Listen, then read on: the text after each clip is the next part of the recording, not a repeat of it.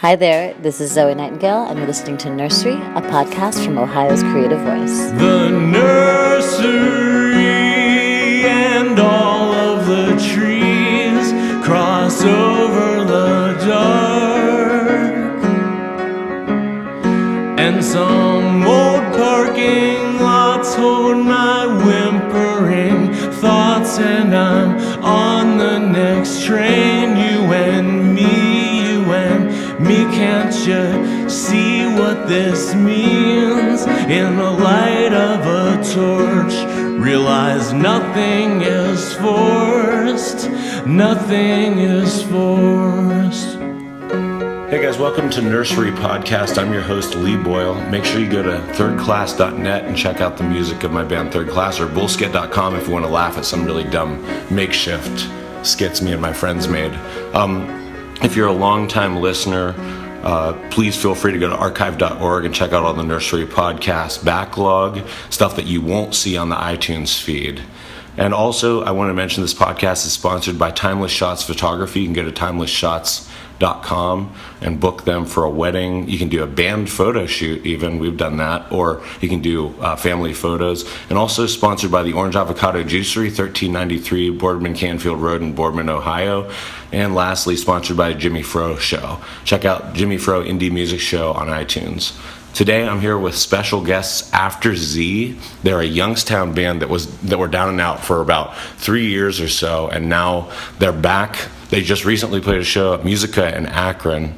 If you haven't heard of After Z, I highly suggest you go online, check out some of the stuff they do. Right now, they're in waiting to release new stuff. Guys, can I go around and introduce you one by one? Say your name, what you do in the band. Mike Benich, I do bass and random synths. My name is Jesse Fellows. I play guitar, do vocals, and all the tech stuff.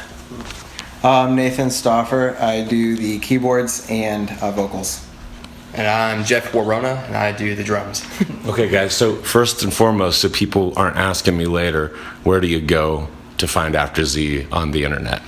AfterZmusic.com. You can find us there, and there's links to all of our social media on the website. Okay, and right now, as of the release of this episode of this podcast, you guys have like just an album called After Z, initially realized by you, Nathan. Yeah. So people, there's also a book, correct? Correct.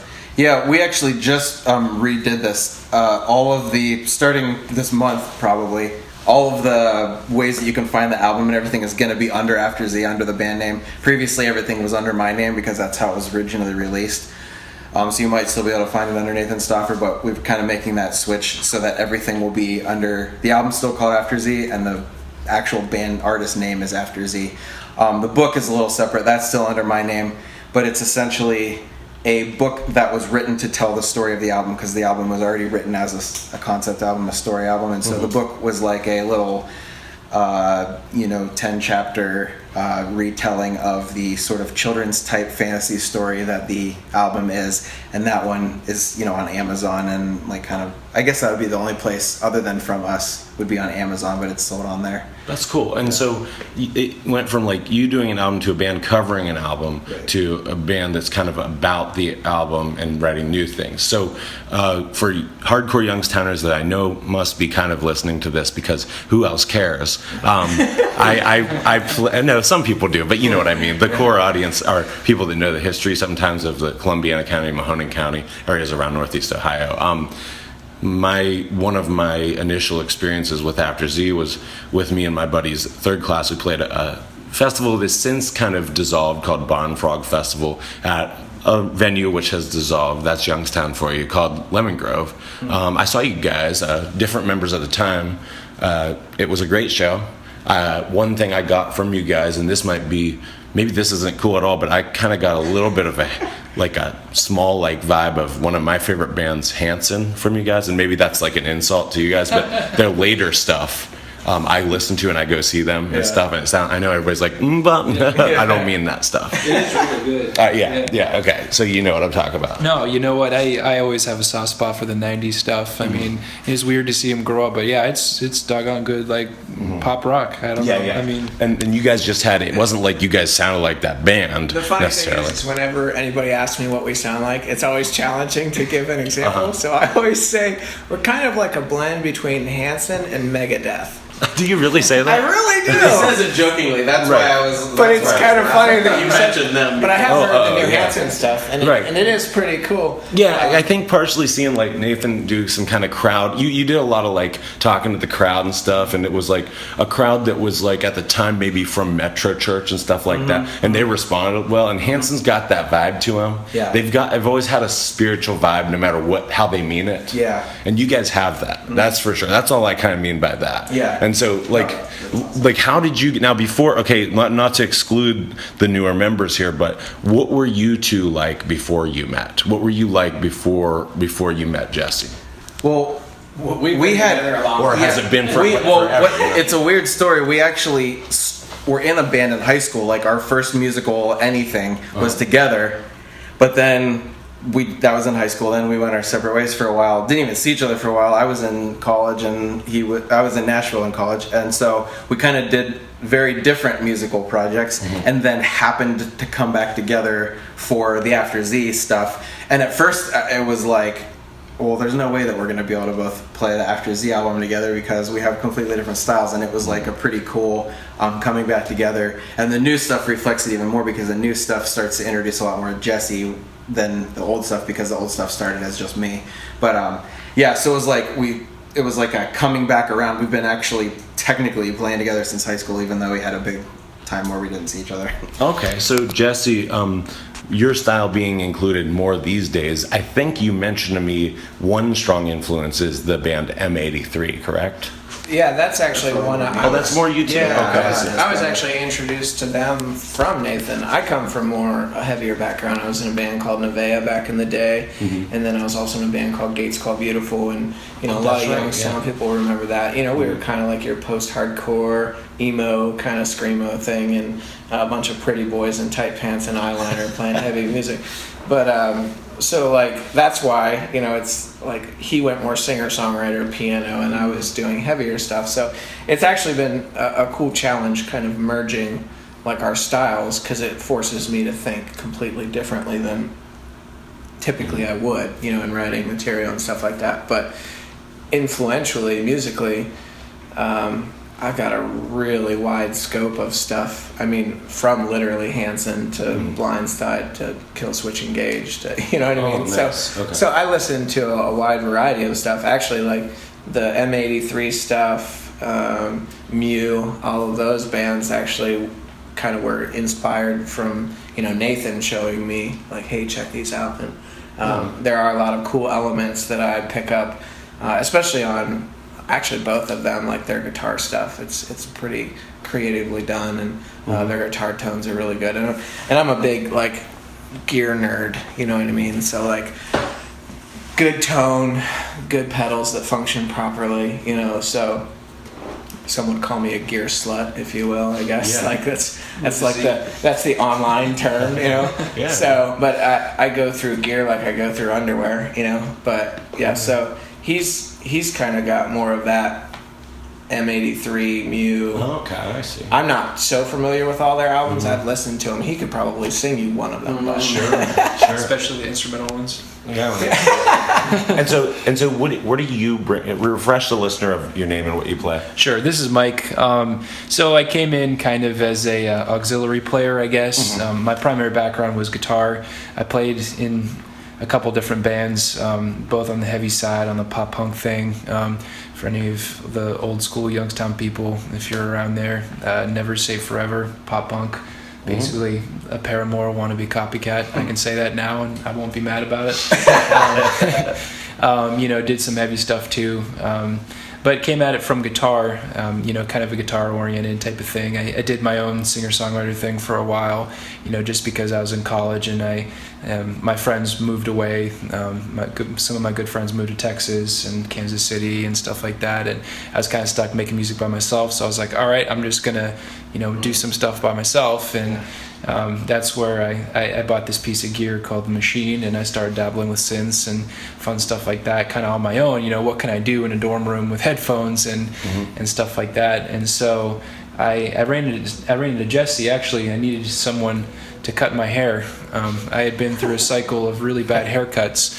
I'd have 2 good haircuts, then 1 really bad one, and then I just couldn't go back after the really bad haircut. So someone I went to church with. I broke that cycle. He did, FYI. Yeah, he still cuts my hair. That's awesome, man. That's awesome. I'll have to get rid of him when I give him a bad haircut. Yeah, that's right. That's right. Have to add it to the list of the sponsors. Can we give them a referral code? I was going to say, do you want to say something to listeners about that? No, I'm not taking on new clients. That's okay. cool. Well, I'm part of an exclusive list now.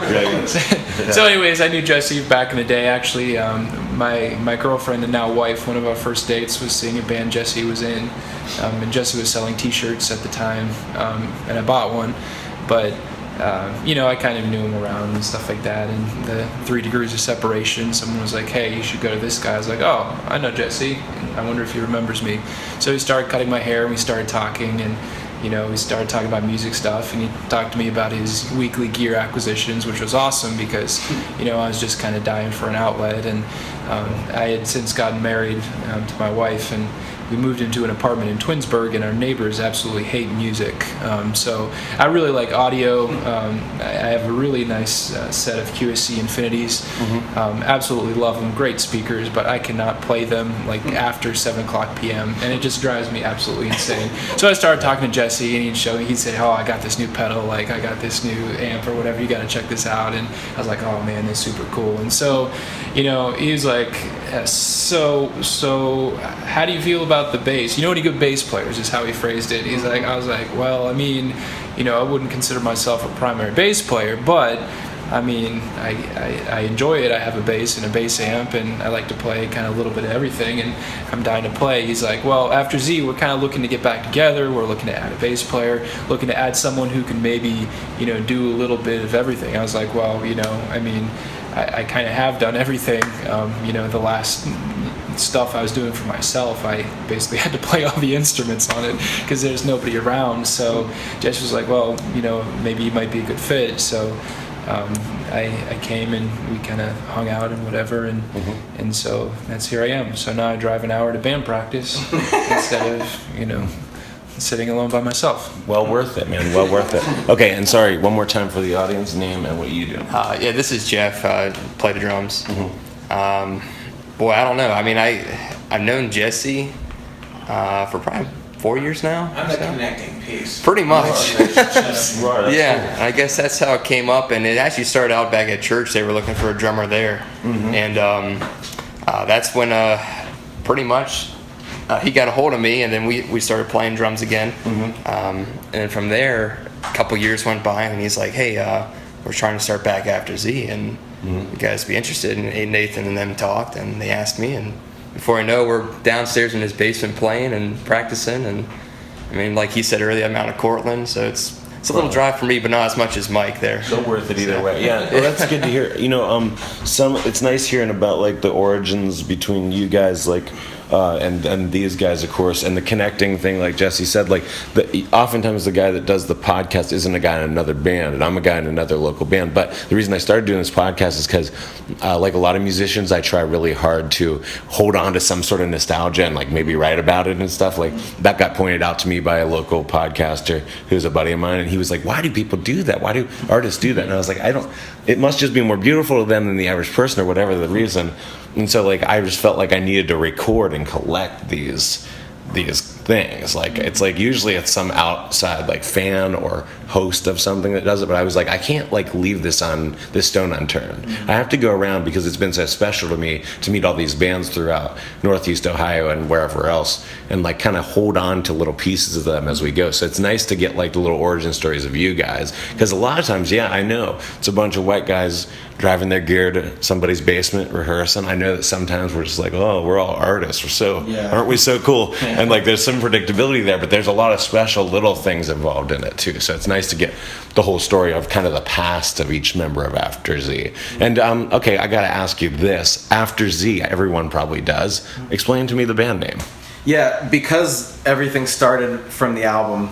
Originally it was my project, Nathan Stoffer, as a writer. I'm writing a story album. What's my story going to be called? And I decided to call it After Z because I knew that I wanted it to be like I said, a full concept, and I wanted to be kind of in line with like my favorite stuff to read, which is like almost like childlike fantasy, Peter Pan and Wizard of Oz and Alice in Wonderland and those kind of things. It's going to be a story that kind of is very imaginative, but that in the imagination aspect of it, the author uses a lot of really poignant truths to sort of use childlike metaphors to point out things that are very true. And so for me, it was saying, these are the things that come after Z. These are the things that come outside of what we would see with our eyes and touch with our hands. There is a very real other world, if you will, and this is my imaginative retelling of that. And so then, once the album was named that, once we wanted to form a band and actually start playing to promote it, the thought was, well, do we like just name it something random and then still have the After Z album? And the idea was, well, what if we treated After Z almost like it's a movie, and everything that surrounds it is named after that movie. The book is, the band is, the world is, and so then it becomes more than just like a band name. It's sort of the name of the creative space out of which we function, and so that's where the band name came from. Was using the original album title as before it was ever destined to be a band. Oh, totally.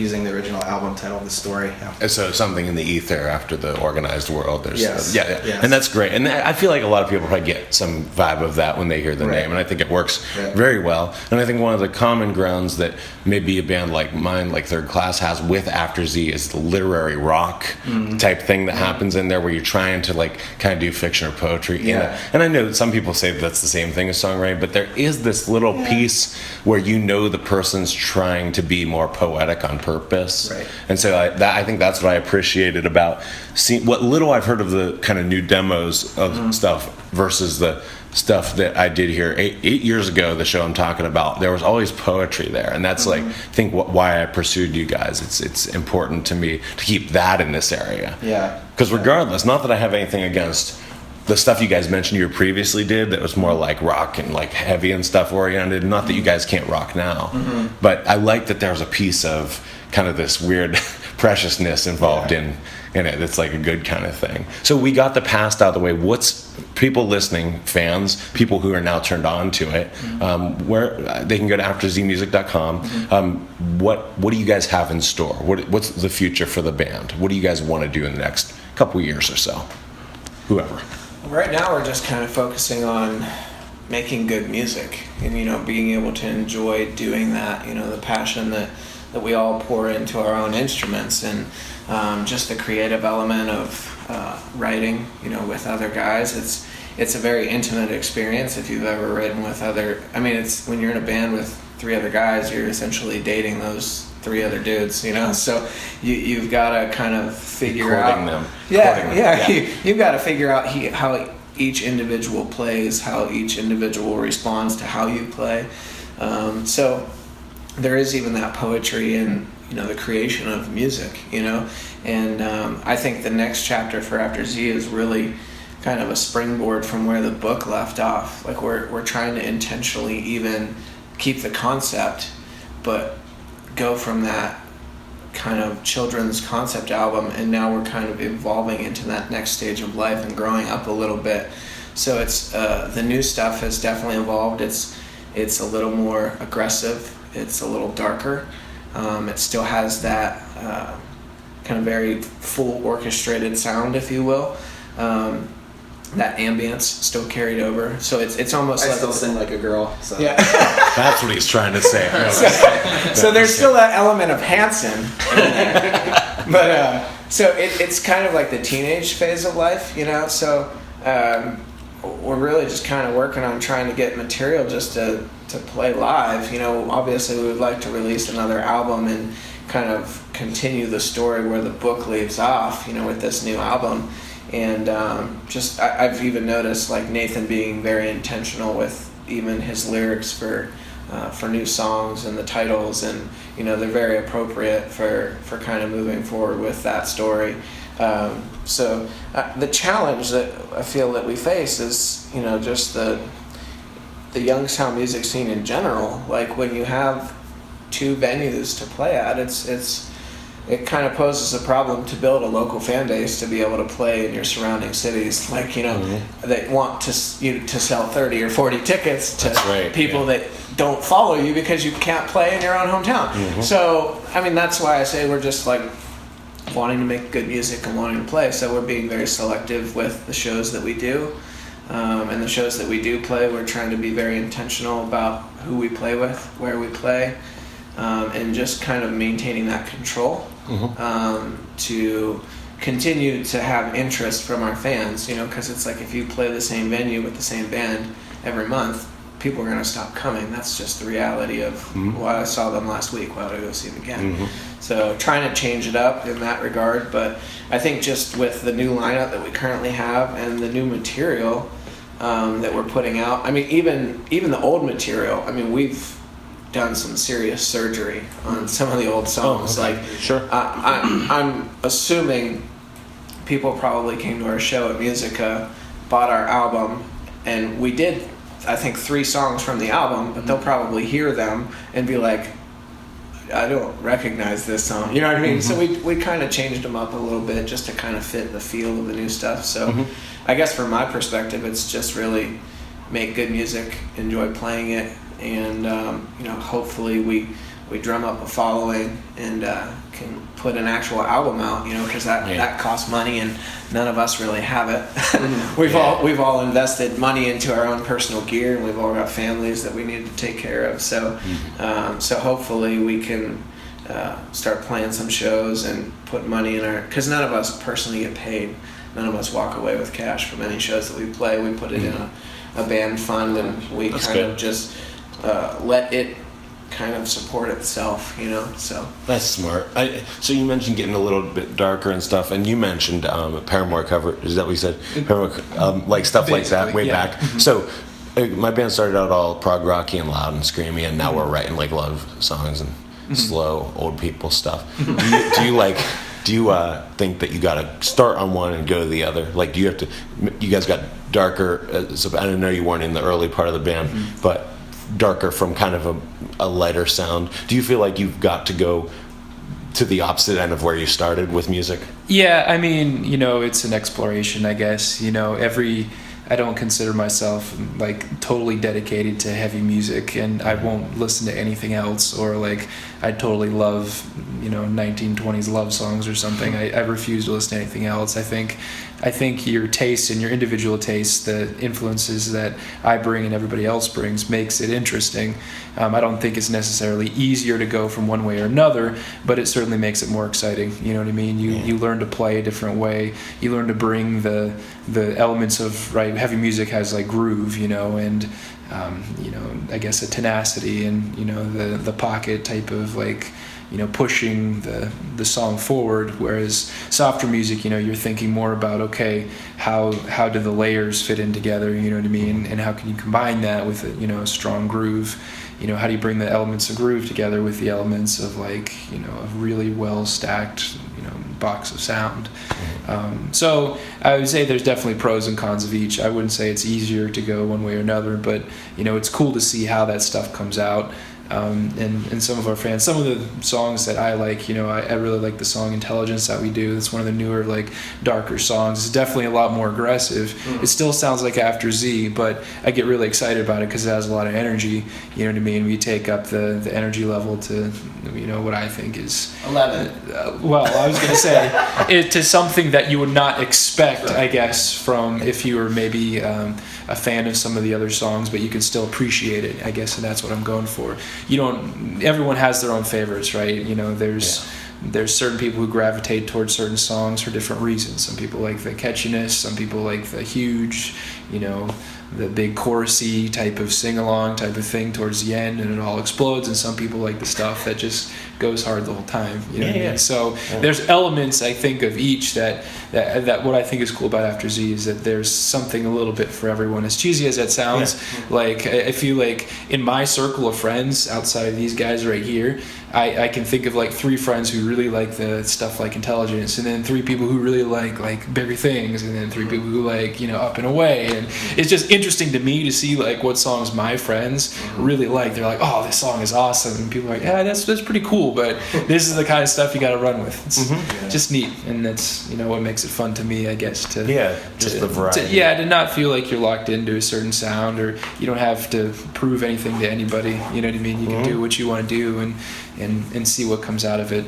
That's the best part about music, right? I mean, especially as it probably comes with as you get older, you realize you don't gotta go for a certain genre or something. Okay, and then lastly, Jeff, right? Yes. Sorry, I'm bad with names. I'm trying to keep you guys' names all straight. Confidence. Being in a band, is this the first band you've been in? You've been in a couple of bands before? Just one before. Okay. Tell us about it, Jeff. Jeff. It was the best band ever. What's your background as a drummer, Jeff? No, it was mainly just school where I learned drumming and stuff. But then that's actually 2 bands. Sorry, the one is a high school band, is a punk band, and we went and played at the Rock and Roll Hall of Fame and failed miserably. But the other one is actually a polka band. But it's more ethnic music than anything else. It's out there, 7/8 time stuff. But no, I mean that's pretty much what I've been playing, and then this is pretty much awesome for me. I love coming to this and actually just being able to just let loose now. Right. So what's that? You got a variety. So I'm glad I'm asking you this question. Confidence. Do you get what is your confidence level as a musician in this band? Like, he mentioned you guys are like kind of dating in a way and stuff like that. Like, is it like? Oh, I love Jesse. Does it give you confidence to work with this group of guys who are cool to work with? Does it like boost your confidence as a musician? Musicians are kind of infamous for not having so much confidence and needing attention. So like, does it feel kind of like, hey man, this is I got my confidence level up as we write? Is it cool? Or are you like down? Are you like, man, I'm not there till we're on stage? What's your confidence like in the band? After every practice, I feel better. I mean, I feel great after learning more and getting everything down pat, even better than before.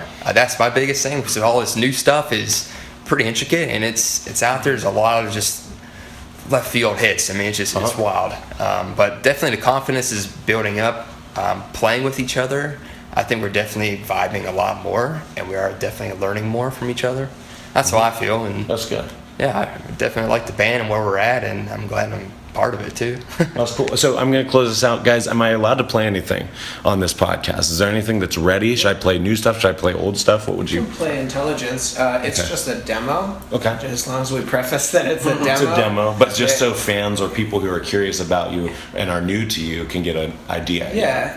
And then if they want to hear more, they can check out our website. There's a handful of songs from the old album, but Intelligence is the only thing that was remotely working, which unfortunately we've lost all the recorded tracks and we have to completely start over with it anyway, so it may end up sounding kind of like that. Yeah, so by the time we're done with it, it'll be a completely different song, but that's the only thing from the new lineup that we have.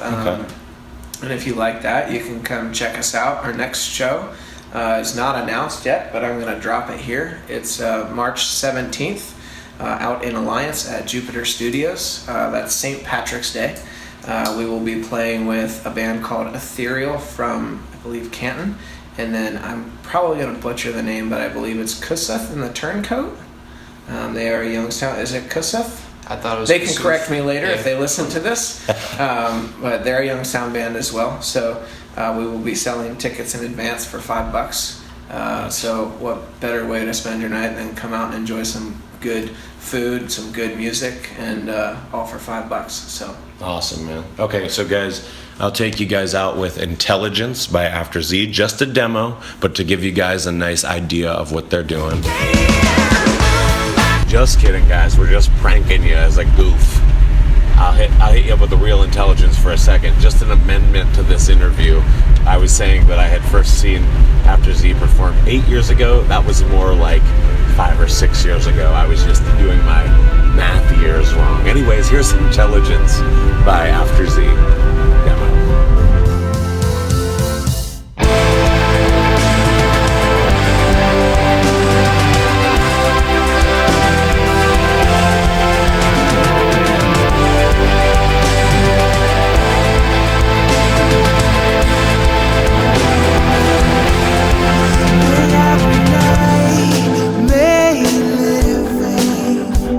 Creeping, uncovering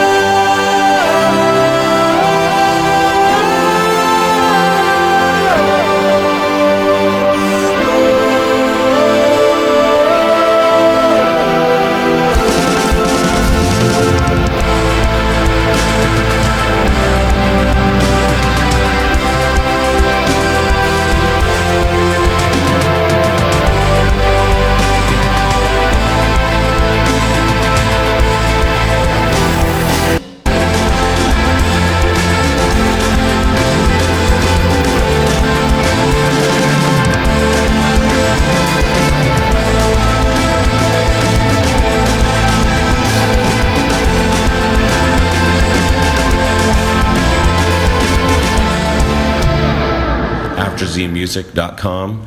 Check out what they're doing. Find some show dates. Make sure to check out that March Jupiter Studios show. And as always, make sure you check out Third Class at thirdclass.net. Got a new album out, Virginia's Playlist. Please go there. See what you think of those songs. You can check them out on all forms of streaming services, etc.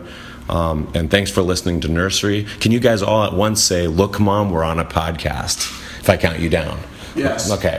On the count of 3. 1, 2, 3. Look, Mom, we're on a podcast! All right, guys. Thanks. Remember, afterzmusic.com, thirdclass.net. Thanks.